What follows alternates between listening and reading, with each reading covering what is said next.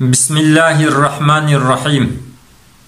قالي مسلمانا دوی صحبتا خدا ازي بحثا كلمة شهادتي بكم. معلومة شرطك شرط إسلامي كلمة شهادتي.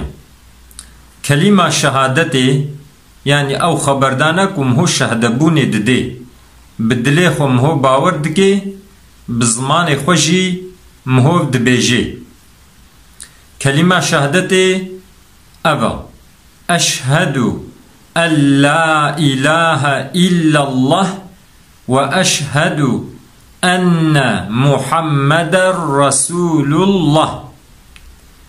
أو كلمة شهادتي معنى ويتشيا أشهد الشهد بوني ددم بدفي خوا باور دكم بقلبي خوا أن لا إله إلا الله تإله نين جغيني خدا بيفا يعني تكسي قم هو جوار عبادت بكي وأوانا جي لايق عبادت بن تنن جغيني خدا بيفا خدا لايق عبادتا قم هوش خدا را عبادت بكي. وأشهد ديسا أشهد بوني ددم بدفي خوا باور دكم بقلبي خوا أن محمدا حقيقة محمد رسول الله پیغمبر خدايا رسول خدايا.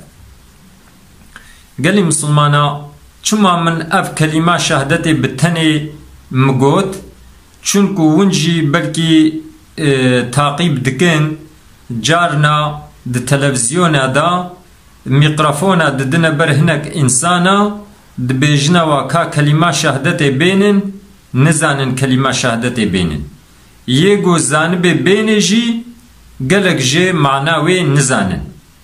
إذن مادم كي أم مسلمانن قرك هم كلمة شهادتي أم خوشك تلفظ بكن أم ويبيجن وقرك أم معناوي جي أم زانبن يعني أف كلمة قو أم دبيجن كا أم معناوي چيا أم دبيجن چه. جارك دي أمي تكرار كن كلمة شهادتي أفا أشهد أن لا إله إلا الله وأشهد أن محمد رسول الله. أشهد بوني ددم شخدا بيوت إله نينن وديس أشهد بوني ددم حقيقة محمد رسول خدايا پیغمبر خدايا.